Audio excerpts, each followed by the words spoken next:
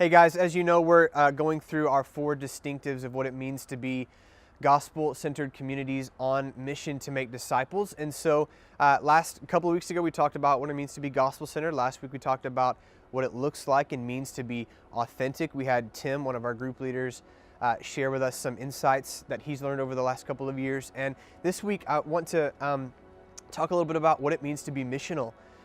Being missional in our life is kind of a trendy word. It's a new word, but it's an old concept. It means living for the glory of God and the good of others in every area of life. That means at work or at home. I'm living not just to get a paycheck or just to get through the day. I'm living for the glory of God, to draw attention to Him through my life, as well as to serve others and to work for the good of others. And of course, the best thing I can give to someone else is the good news of the gospel of Jesus Christ. So that means we want to see disciples made through our lives where we live, work, and play. And this is the call of every disciple.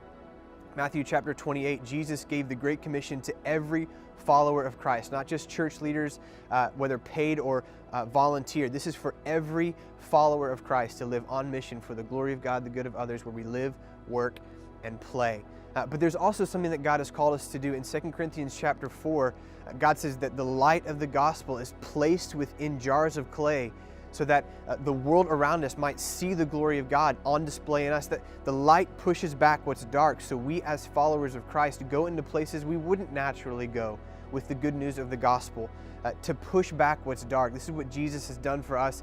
This is what we do in the world around us. So as a church, our heartbeat is to go into some places that are marginalized, families, individuals, and people groups in our city that have been pushed to the margins, that don't have access to the gospel in a healthy, regular, consistent way.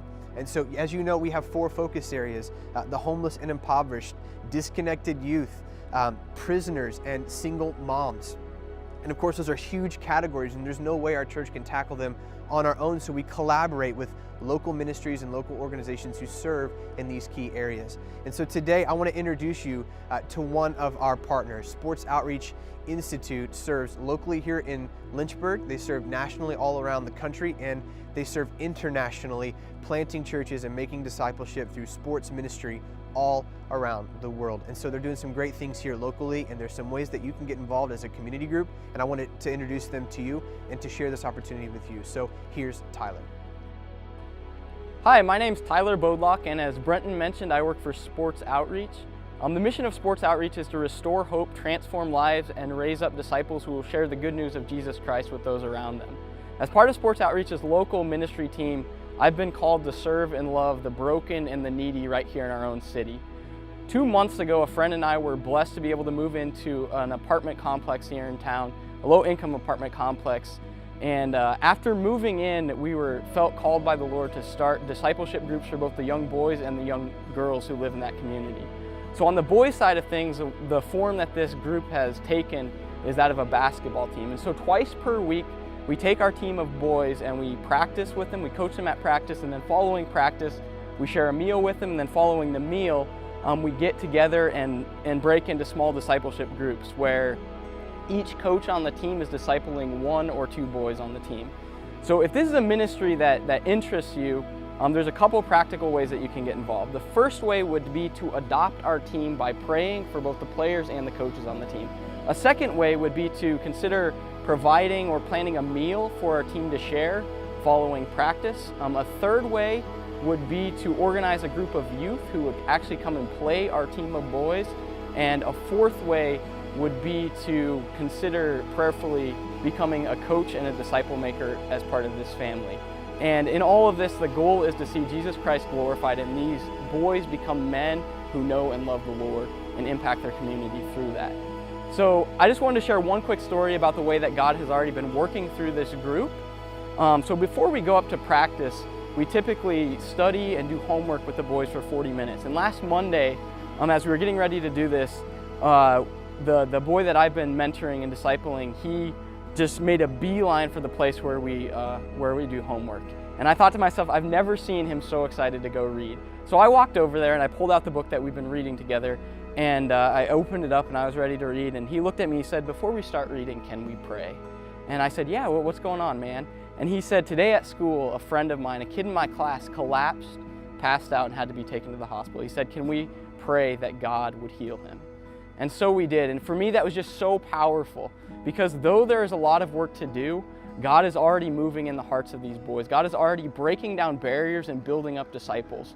And we are just so excited to see the way that God will work through this to build up people who will be lights in their community and who will make Jesus Christ more well known.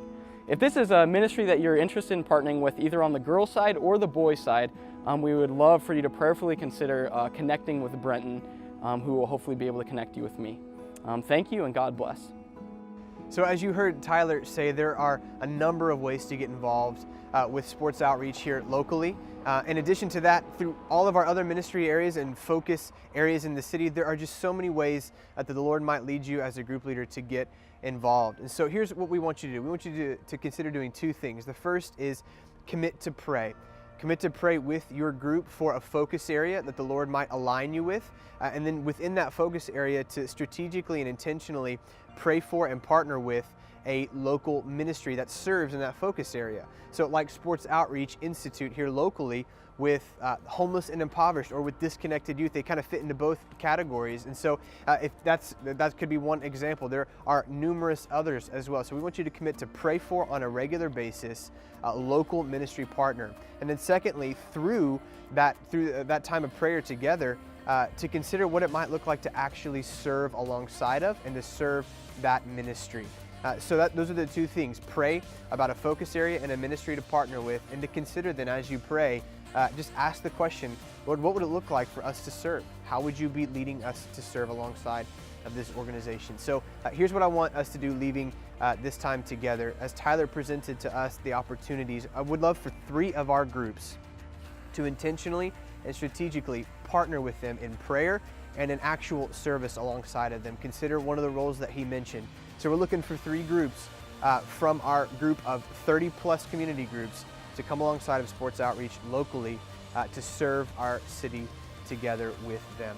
So we love you. Thank you so much for all that you do and for how you lead and serve your group and our city. We love you.